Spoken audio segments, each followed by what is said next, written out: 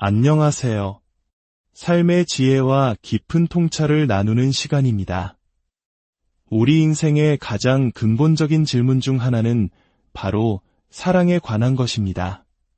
특히 온 우주를 창조하신 하나님의 사랑은 과연 누구를 위한 것이며 그 깊이와 넓이는 어디까지일까요? 오늘 우리는 기독교 신학의 가장 심오하고 때로는 논쟁적인 주제 중 하나를 통해 하나님의 놀라운 구원 계획에 대해 함께 탐구해보고자 합니다. 본격적인 이야기에 앞서 잠시 시간을 내어 이 채널을 구독하고 좋아요를 눌러주신다면 이 귀한 지혜의 말씀이 더 많은 분들에게 전달되는 소중한 통로가 될 것입니다. 여러분의 작은 실천이 누군가에게는 큰 위로와 깨달음을 주는 은혜의 선물이 될 수 있습니다.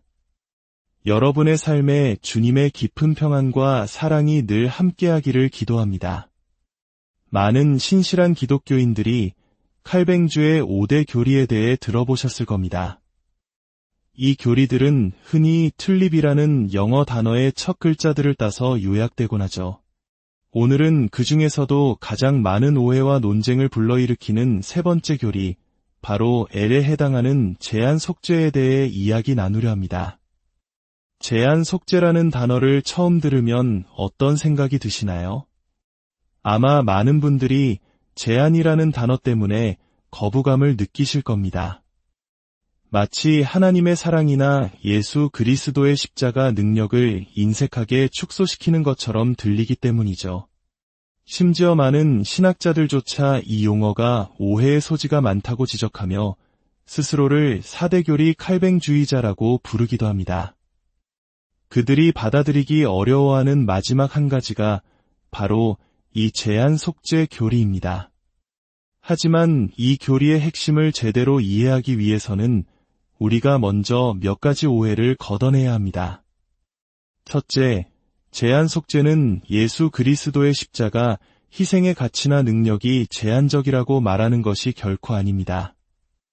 개혁주의 신학의 오랜 전통은 그리스도의 속죄가 온 인류의 죄를 모두 덮고도 남을 만큼 무한한 가치와 공로를 지닌다고 가르칩니다. 즉, 누구든지 예수 그리스도를 믿고 의지하는 사람은 그 속죄의 모든 혜택을 온전히 누릴 수 있습니다. 그리스도의 희생은 모든 사람을 구원하기에 충분하고도 남습니다. 둘째, 이 교리는 복음이 보편적으로 모든 사람에게 전파되어야 한다는 사실을 부정하지 않습니다. 복음은 귀 있는 모든 자에게 차별 없이 전해져야 하는 기쁜 소식입니다. 다만 이 복음의 혜택은 믿음과 회개라는 조건을 통해 주어집니다. 죄를 뉘우치고 그리스도를 구주로 영접하는 모든 이에게 구원의 문은 활짝 열려 있습니다. 그렇다면 제한 속죄 교리가 정말로 말하고자 하는 바는 무엇일까요? 이 교리는 속죄의 가치나 범위에 대한 이야기가 아니라 바로 속죄의 목적과 설계에 대한 질문을 던집니다. 즉, 성부 하나님께서 아들 예수 그리스도를 이 땅에 보내 십자가에 달려 죽게 하신 근본적인 의도가 무엇이었느냐는 것입니다. 여기에는 두 가지 다른 관점이 존재할 수 있습니다. 첫 번째 관점은 하나님께서 모든 인류에게 구원받을 수 있는 가능성을 열어주기 위해 그리스도를 보내셨다는 생각입니다. 이 관점에 따르면 그리스도의 죽음은 구원의 문을 열어놓았지만 그 문으로 들어갈지 말지는 전적으로 인간의 선택에 달려 있습니다. 최악의 경우 아무도 그 초대에 응하지 않아 그리스도의 죽음이 단 한 명도 구원하지 못하는 결과가 생길 수도 있다는 가능성을 내포합니다. 하지만 개혁주의 신학이 말하는 제한 속죄는 두 번째 관점을 지지합니다. 이 관점은 용어의 오해를 피하기 위해 확정 속죄라는 표현을 사용하기를 더 선호합니다. 이 교리의 핵심은 이것입니다. 성부 하나님께서는 영원 전부터 그분의 무한한 은혜와 주권적인 선택에 따라 자신의 백성을 정하셨고 성자 예수 그리스도의 십자가 죽음은 바로 그 택함받은 백성의 구원을 확실하게 이루기 위해 특별히 설계되었다는 것입니다. 즉, 그리스도의 죽음은 막연한 가능성을 열어둔 것이 아니라 하나님의 구원 계획을 반드시 성취시키는 효과적인 희생이었습니다. 예수님께서는 요한복음에서 친히 말씀하셨습니다. 나는 선한 목자라. 나는 내 양을 알고 양도 나를 아느니라. 그리고 내 양을 위해 목숨을 버리노라. 그리스도께서는 아버지께서 자신에게 주신 모든 자들을 위해 그분의 양들을 위해 특별한 방식으로 자신의 생명을 내어주셨다는 것입니다. 하지만 이 지점에서 많은 분들이 성경의 한 구절을 떠올리며 의문을 제기합니다. 바로 베드로후서 3장 9절 말씀입니다. 주의 약속은 어떤 이들이 더디다고 생각하는 것 같이 더딘 것이 아니라 오직 주께서는 너희를 대하여 오래 참으사 아무도 멸망하지 아니하고 다 회개하기에 이르기를 원하시느니라. 이 말씀을 보면 마치 하나님께서 모든 사람이 한 명도 빠짐없이 구원받기를 원하시는 것처럼 보입니다. 그렇다면 확정 속죄 교리와 어떻게 조화를 이룰 수 있을까요? 이 어려운 구절을 이해하기 위해 우리는 2개의 핵심 단어 원하시느니라와 아무도의 의미를 깊이 살펴볼 필요가 있습니다. 먼저 성경에서 말하는 하나님의 뜻 또는 원하심에는 여러 차원이 있습니다. 신학자들은 이를 크게 3가지로 구분합니다. 첫째는 주권적 의지입니다. 이는 하나님께서 정하시면 반드시 이루어지는 절대적인 뜻입니다. 만약 베드로후서의 원하심이 이 주권적 의지를 의미한다면 모든 인류는 한 사람도 예외 없이 구원받아야 합니다.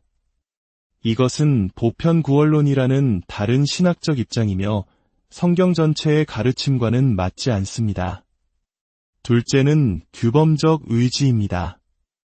이것은 십계명처럼 하나님께서 우리에게 지키라고 명령하신 법규적인 뜻입니다. 인간은 자신의 의지로 이 뜻을 어길 수 있습니다. 이 관점을 본문에 적용하면 하나님께서 너희는 멸망해서는 안 된다고 명령하신다는 의미가 되는데 문맥상 다소 어색하게 들립니다. 셋째는 성품적 의지입니다. 이것은 하나님의 성품에서 비롯되는 소원이나 기쁨을 의미합니다. 예를 들어 성경은 하나님께서 악인의 죽음을 기뻐하지 않으신다고 말합니다. 마치 정의로운 판사가 자신의 아들에게 유죄 판결을 내리면서도 마음속으로는 슬퍼하는 것과 같습니다. 정의를 실현해야 하기에 판결을 내리지만 그 과정에서 개인적인 기쁨을 느끼지는 않는 것입니다. 이처럼 하나님께서는 죄인을 심판하시지만 그들의 멸망 자체를 즐거워하지는 않으십니다. 이것이 바로 하나님의 자비로운 성품입니다. 그렇다면 베드로후서의 원하심은 어떤 뜻일까요? 그 해답은 2번째 핵심 단어 아무도의 대상이 누구인지를 살펴보면 명확해집니다. 우리는 아무도라는 단어를 들으면 막연히 모든 인류를 떠올리는 경향이 있습니다. 하지만 모든 단어는 문맥 속에서 그 의미가 결정됩니다.